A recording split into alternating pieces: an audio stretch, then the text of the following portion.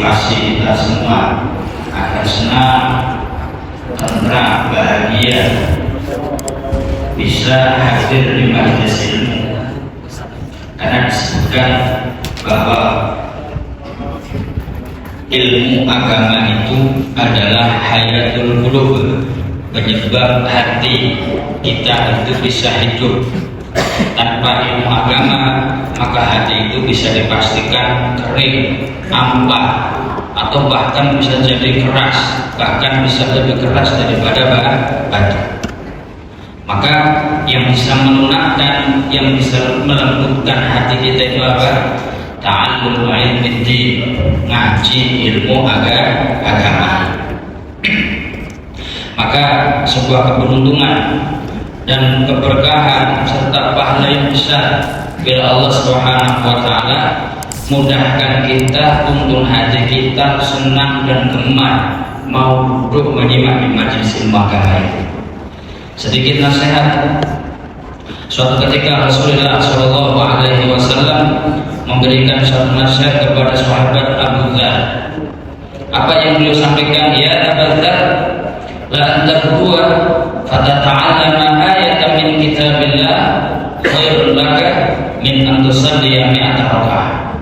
Wahai Abu Dzar, kamu di pagi hari datang ke majelis ilmu, ngaji di situ di hadapan guru satu ayat saja. Berapa?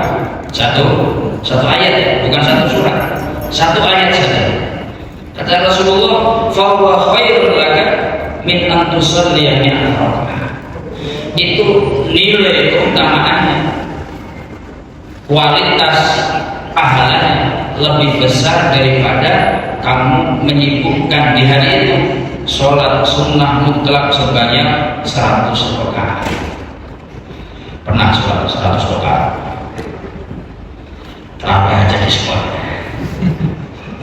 Tidak ada yang paling cepat ini. Kita belajar satu ayat, niat lillahi ta'ala, melaksanakan perintah Nabi thalabul ilmi, niat ngilangin perbodohan, bahwa ayat Al-Quran itu adalah kalamullah. Kalamullah itu lebih utama dari semua perkataan makhluknya. Itu satu ayat kita belajar. Yasin di hadapan guru dibenarkan, itu fadilahnya. Ngaji segitu, qiraahnya saja ini, belum ngaji tafsirnya, belum ngaji fikihnya, belum ngaji tauhidnya, belum ngaji macam-macamnya. Yasin satu ayat. Karena kalau orang nggak latih ngajinya, itu di dalam Al-Quran itu ada huruf namanya huruful muqatta'ah, huruf-huruf yang dijadikan pembuka daripada awal surat yang dikenal dengan Fawaatihus Shawahid. Itu kalau nggak ngaji benar, bacanya akan ngawur. Yasin, Yasin masih sudah familiar ya. Dia lewat juga, Yasin nama cepat gitu. Coba ayat yang lain. Tosim mim. Pernah dengar itu Pak ya? Kalau nggak ngaji dibaca, karena dia mengikuti harakat yang ada. Tosama. Dulu waktu saya mungkin tahun 2011 kali masih di Bekasi itu ada seorang kiai yang sudah disepuhkan di desa itu, kan biasa itu malam setiap Jumatan ya, sebelum Jumatan itu kan 30 menit sebelumnya biasanya melotaran ngaji gitu ya. Nah saya dengar pas beliau itu baca surat Maryam, pas baca surat Maryam itu awal suratnya adalah huruf muqatta'ah, tulisannya Ka-ha-ya-ain. Itu kalau ngaji bener ya bisa. Ka-ha-ya-ain-shad, gitu lah ya. Nah itu huruf muqatta'ah yang dibaca di permulaan surat. Nah itu kebetulan saya lagi nyantai di depan pondok, dengar itu Pak Kiai lagi baca, bacanya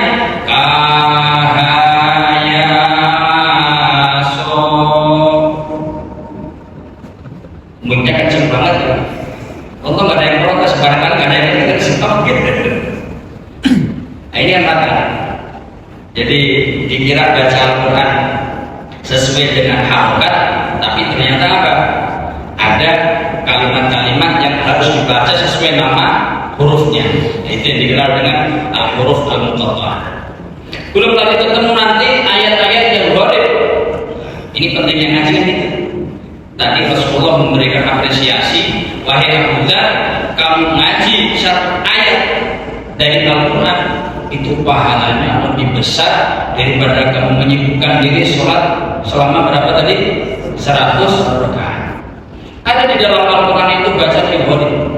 Cara membacanya tidak sesuai dengan kaidah tajwid pada umumnya. Ada kalimat bacaan ismam misalnya. Ini yang paling susah ini didapat. Bacaan ismam. Ismam itu membaca kalimat dalam Al-Quran. Lafadznya la ta'manuna. Ketika dibaca ismam, tulisannya la ta'manuna. Tulisannya, tapi membacanya harus ada isyarat monyong bibir. Gimana itu? Di dalam Yusuf, surat Yusuf, membacanya la ta'manna ala Yusuf. Wah, itu kalau nggak ngaji, Islaman saja. Qalu ya abana ma laka la ta'manna ala Yusuf. Biasa seperti itu. Ya, yang ngaji, yang asal baca, yang mendengarkan, yang belum pernah tahu kan itu, ya dianggap benar itu. Padahal yang benar gimana? Qalu ya abana ma laka la ta'manna ala Yusuf. Ada isyarat monyong bibir. Suaranya nggak berubah, tapi bibir ketika melafazkan dengungnya nun itu man harus ada isyarat monyong. Jadi kan harus menyempatkan waktu. Belajar satu ayat dihargai begitu besar baginda Rasulullah Sallallahu Alaihi Wasallam. Kemudian Rasulullah melanjutkan nasihat tadi, wala lan tardua fatata'allama baban min al-ilmi khairun laka min an tusalliya al-fardha. Wahai Abu Dzar, kamu belajar satu bab dari ilmu agama. Satu bab itu apa sih? Misalnya bab satu bab membahas tentang istinja. Istinja artinya pepet atau ya cebok kalau bahasa lumayan. Itu ada ilmunya. Yang nggak ngerti, tunggal. Ini ilmu harus kita sampaikan ya, karena fadilahnya besar. Kita istinja, buang air kecil misalnya, airnya nggak banyak, cuma kita kan biasa gitu ya. Itu kalau airnya didatangi najis, untuk zakatnya kita ditempelkan gini, maka airnya itu jadi najis. Jadi gimana air yang suci mensucikan itu bisa menghilangkan hadas kecil dari apa air seni yang kita buang itu? Airnya harus dibocorkan, harus dituangkan. Kalau kita ambil air segini kemudian dikepok-kepokin aja, jadinya najis semua itu helmnya. Kalau kita bersihkan, kalau disentil sebelum dibersihkan harus dipelorot, itu sunnah. Pokoknya sampai sekiranya kita rasa tidak ada yang masih tersisa di urat-urat itunya. Nah, udah yakin baru kita ambil air, baru kita tuangkan. Kalau ambil air kemudian airnya ini mendatangi najis, nempel, plek, maka itu tidak mensucikan punten lubang dakar kita itu, tapi justru meratakan najis. Kalau itu yang terjadi di mana wudunya mungkin sah, tapi sholatnya tidak sah. Kenapa? Ketika sholat dia masih gembol, ini kan sepele Pak. Ini bukan sepele, itu besar, ilmu penting itu. Karena di antara sahnya sholat ada harus suci tempat, pakaian dan anggota tubuh kita. Itu kan ilmu agama. Kalau kita nggak ngerti kan, oh boro-boro itu masih penting dia ngambil air dari sur langsung tutup aja udah, nggak pakai istinja segala. Jadi mau sholat 1000 rakaat juga sama saja belum sholat. Makanya itu satu bab dari ilmu agama lebih penting daripada orang menyibukkan seharian sholat sampai 1000 rakaat. Itu kan begitu besarnya Rasulullah perhatian dengan ilmu agama sehingga umatnya jangan sampai menyibukkan diri dengan ibadah tapi tidak tahu ilmu. Makanya dalam kitab Az-Zuhd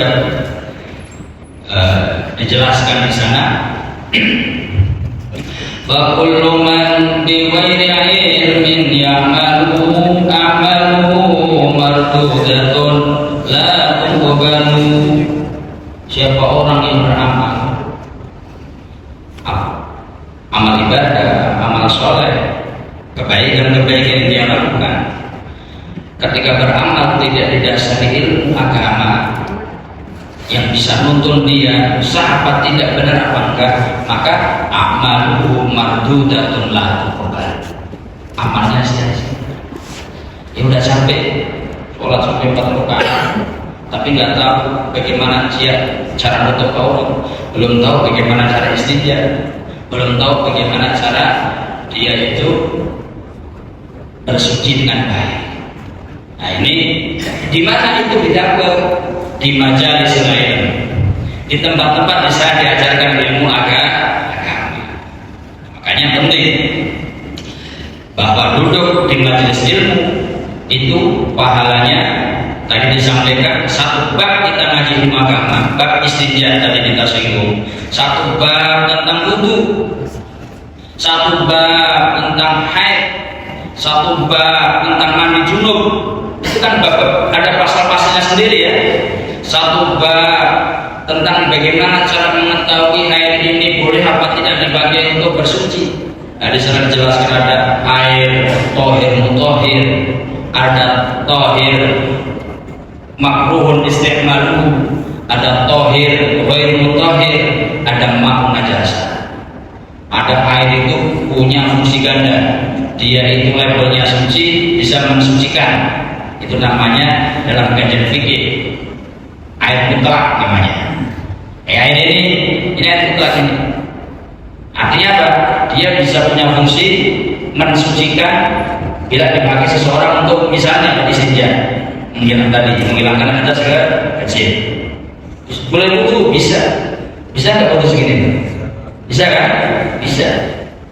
Asal dia tahu ilmunya. Kalau nggak tahu ilmu, saya belajar kurang. Saya belajar kurang karena dia itu biasa isrof. Padahal segini bisa sebetulnya. Ambil air secucuk, yang penting diteteskan air bisa. Nah itu tahu seperti itu karena tahu ilmunya. Para jemaah rahmatullah. Nah kalau sudah tahu ilmunya, maka misalnya hati kita ini termasuk hati-hati yang diberikan ketenangan, kebahagiaan, ketenteraman ketika kita duduk di majelis ilmu. Insya Allah di situ ada tanda kebaikan pada diri kita semuanya. Amin ya rabbal. Itu namanya orang yang mendapatkan taufik, al-muwaffaq li'amal khair, orang yang diberikan kemampuan oleh Allah sehingga dia itu bisa beramal sholeh. Para jemaah rahmatullah, saya dikasih tema ngaji membahas tentang kitab ilmu tauhid, ilmu akidah. Insyaallah akan kita baca pelan-pelan, beruntun bagaimana keimanan kita itu agar betul-betul terjaga. Jangan sampai kita mengaku mukmin, mengaku muslim, tapi bisa batal karena amalan-amalan lainnya. Kalau kita selama ini belajar sholat itu bisa batal, benar Pak ya? Haji itu juga ada rukun dan syaratnya. Nikah itu juga sama, ada rukun dan syaratnya. Kalau tidak terpenuhi, sholatnya sah. Jadi syaratnya sholat dia tidak terpenuhi, dia nggak wudu misalnya. Untuk sholat sudah ada kiblat, dia berjamaah 4 rakaat, rukunnya terpenuhi semua di dalamnya, sholatnya sah. Gak sah karena ada syarat yang tidak terpenuhi. Apa bedanya syarat dan rukun? Ada bedanya. Kalau syarat itu perkara yang harus ada sebelum pelaksanaannya, harus terpenuhi. Tapi kalau rukun itu di dalam amaliyah ibadah itu sendiri. Kalau dalam sholat ya rukunnya sholat apa? Takbiratul ihram. Kemudian apa? Baca Al-Fatihah. Kan itu ya. Ada gerakan rukuk, sujud dan seterusnya. Ternyata iman seseorang pun gak kalah pentingnya. Yang dia sudah ngaku asyhadu an la ilaha illallah wa asyhadu anna Muhammadar Rasulullah. Apakah dihukumi muslim, dihukumi mukmin terus? Iya, kalau dia tidak membatalkannya dengan sesuatu ucapan atau perbuatan atau keyakinan. Karena kalau di antara ucapan misalnya dalam kehidupan sehari-hari dia itu gampang saja mencaci maki Allah, gampang saja dia itu mengatakan perkataan yang menjadikan dia itu keluar dari Islam, ngakunya muslim tapi batal. Kenapa? Karena ucapan. Ngakunya muslim, keyakinannya kurang benar. Mengatakan Allah itu benda, Allah itu memiliki anggota tubuh, mengatakan Allah itu memiliki tempat, mengatakan Allah itu duduk bersemayam di atas arsy. Berarti apa? Tasyabbuh, menyerupakan Allah dengan makhluknya. Ini juga bisa merusak keimanan. Atau dengan perbuatan, orang dengan enaknya nggak puas dengan sholat yang dia lakukan, tiba-tiba dia mau besar langsung sujud yang ibadah di sana. Meskipun dia nggak niat keluar dari Islam, karena perbuatannya sujud di hadapan apa? Pohon yang besar itu, maka perbuatannya itu menjadikan apa? Dia keluar, membatalkan dua kalimat syahadat. Itu kan harus tahu. Makanya pentingnya itu apa? Lihat disebutkan oleh para ulama, ta'allamtu syarra la syarri walakin litawatihi fa inna man lam ya'rif syarra yaqau fihi. Aku belajar perkara yang buruk, bukan berarti aku ingin lihai mengerjakannya, pengen jadi residivis. Enggak, aku belajar perkara yang enggak baik, larangan-larangan agama, ini enggak boleh, ini enggak boleh, ini salah. Bukan berarti aku ingin melakukan itu, tapi apa? Litawatihi, untuk menjaga saya dia tidak terjerumus ke dalam perkara yang dilarang oleh agama tadi. Kenapa alasannya? Fa inna man lam ya'rifi syarra yaqau fihi. Karena orang yang dia itu tidak tahu ini boleh apa tidak, ini benar apa tidak, lambat laun kapan waktunya pasti dia akan terjerumus ke dalam kesalahan tadi. Nah, ini pentingnya apa? Kita semuanya belajar ilmu agama. Bismillahirrahmanirrahim. Kalau tadi kita sampaikan tentang keutamaan ilmu agama, keutamaan duduk di majelis ilmu, banyak sekali hadisnya sebenarnya. Jadi kita ngaji Al-Quran itu yang satu ayat tadi fadilahnya besar. Kemudian Rasulullah menyampaikan bukan satu ayat, tapi satu huruf yang kita pelajari itu apa? Bernilai hasanah, satu kebaikan. Satu kebaikannya itu dilipatkan menjadi apa? 10 kebaikan. Itu baru belajar lafziyahnya saja. Bagaimana kalau memahami isi kandungan yang di dalam Al-Quran? Tentu lebih besar. Nah, itu ya.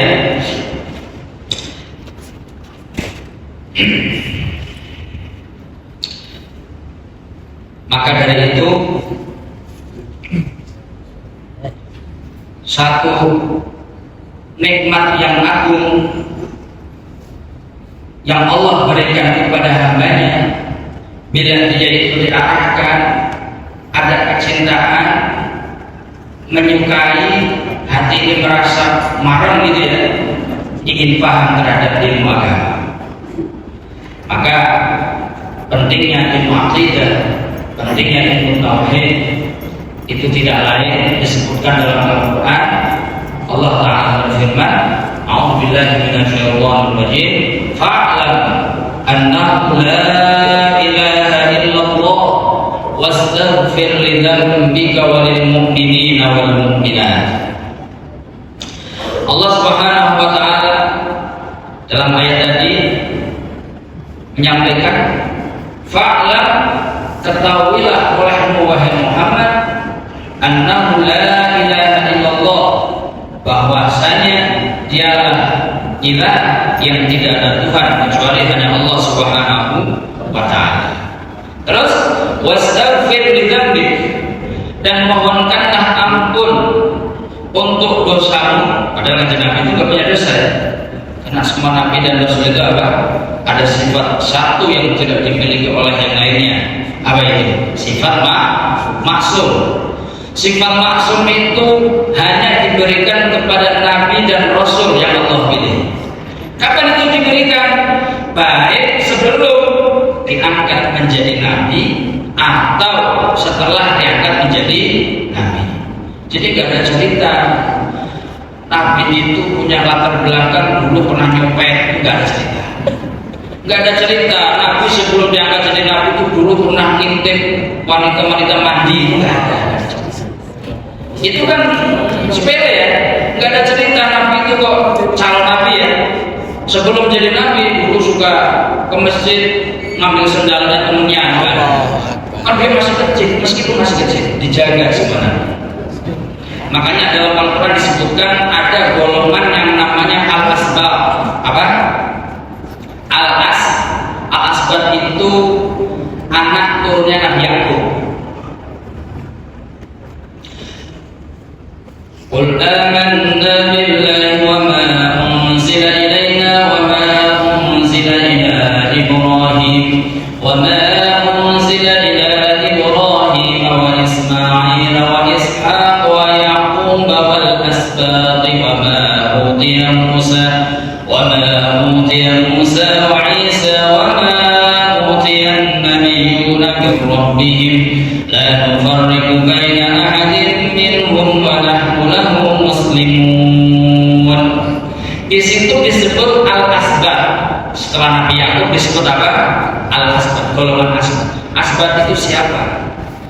Disebutkan oleh para ulama bahwa Asbab itu adalah zuriyahnya, keturunannya Nabi Yakub.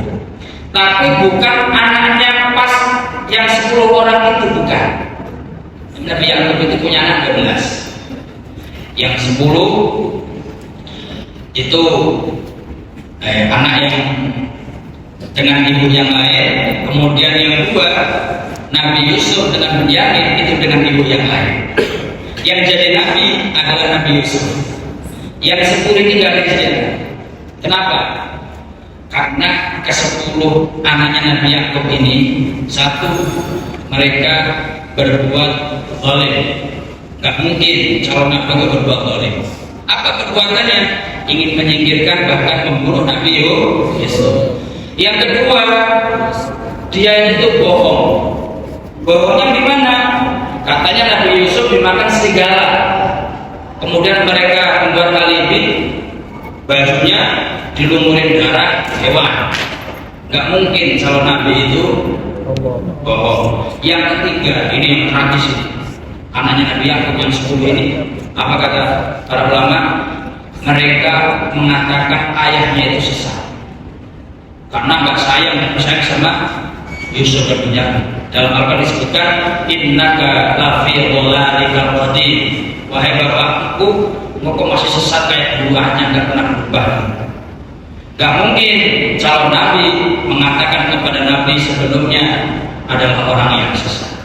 Justru dia sendirilah yang jatuh dalam kekufuran karena mengkafirkan Nabi dan kekasihnya Allah Subhanahu.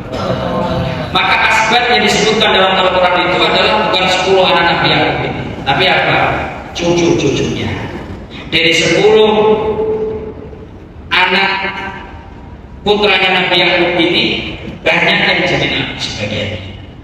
Maka itulah golongan asbab. Nabi Yakub itu nama lainnya Israil. Nabi Israil itu Nabi Yakub.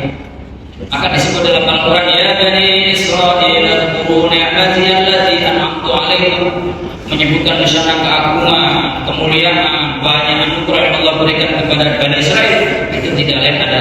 para putranya Nabi ya. Banyak mereka yang mendapatkan apa? Dilebihkan oleh Allah baik dari segi pikiran, fisiknya dan lain sebagainya. Maka selalu diingatkan oleh Allah, ingat anugerahku, aku telah lebihkan kamu daripada yang lain. Buktinya sampai sekarang juga mereka hebat-hebat gitu. Tapi yang gak kalah hebat adalah orang-orang yang mau beriman kepada Allah dan Rasulnya. Nah ini pentingnya kita belajar ilmu akidah seperti itu. Jadi tadi disebutkan bahwa bagaimana sifat seorang nabi dan rasul punya satu sifat yang mulia, yaitu maksum, dijaga oleh Allah baik sebelum maupun setelah diangkat menjadi nabi dan rasul. Ayat tadi mengatakan apa? Fa'lam annahu la ilaha illallah. Ketahuilah Muhammad bahwasanya tiada ilah yang hak disembah kecuali hanya Allah Subhanahu wa taala. Ini kita bukannya Kanjeng Nabi enggak tahu. Tapi apa maknanya? Uthbut ya Muhammad ala i'tiqadi annahu la ilaha illallah. Tetaplah wahai Muhammad dalam keyakinan bahwa tidak ada Tuhan yang hak disembah kecuali hanya Allah Subhanahu wa taala. Yang pertama disebut kata fa'lam, itu akar dari kata ilmu. Pentingnya ilmu. Pokoknya orang itu pengen mulia sebagai ilmu. Janji Allah itu ada dua. Yang fa'illahu alladziina aamanu minkum walladziina utul ilma darajat. Allah pasti akan angkat derajat satu orang yang beriman. Orang mukmin pasti mulia. Kalau di mata manusia barangkali dia itu hina, di akhirat paling tinggi dia derajatnya. Yang kedua yang pasti diangkat derajatnya oleh Allah adalah orang yang beriman. Ini sudah di depan mata kita kan jelas Pak ya, bagaimana derajatnya orang-orang yang beriman, berilmu. Apalagi dua-duanya kita dapat, iman dapat, ilmu juga dapat. Makanya Rasulullah menyampaikan al-ulama warasatul anbiya. Nabi dan Rasul, para ulama dengan Nabi itu secara tugas sama, cuma bedanya apa? Kalau Nabi pilihan, dijamin oleh Allah Subhanahu wa taala, mendapat wahyu detail dari Allah, nggak bisa dicari. Mau ditirakati 40 tahun pengen jadi Nabi nggak bakat. Itu Nabi itu pemberian dari Allah. Tapi kalau ulama, setidaknya ada banyak kemiripan dari sisi misi kenabian itu. Apa itu? Misinya Nabi kan, walau laqad manallahu 'alal mu'minina idh ba'atha fihim rasulan min anfusihim yatlu 'alaihim ayatihi wa yuzakkihim wa yu'allimuhumul kitaba wal hikmah wa in kanu min qablu lafi dhalalin mubin. Misi Nabi itu apa? Apa tadi? Yu'allimuna yatlu 'alaihim ayat.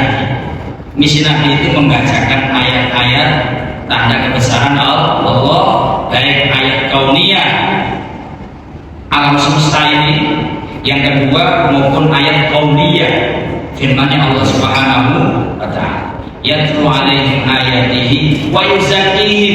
Misi Nabi mengajak umatnya bagaimana bisa membersihkan dirinya. Kalau tadinya bergelimang dosa kekufuran, dibersihkan dengan cara apa? Membaca kalimat syahadat, iman.